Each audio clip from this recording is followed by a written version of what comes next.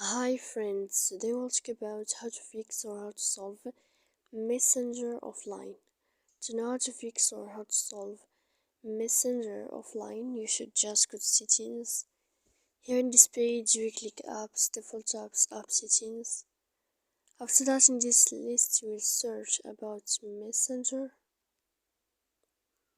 Then this page of app info, you will click on first stop and you will click OK.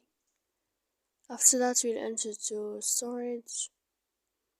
In this page we click clear cache, but pay attention, don't click clear data because that can make to you a lot of issues on your application.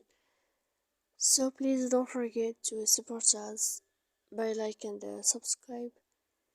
See you next time in another video, and thank you for your attention and your watching.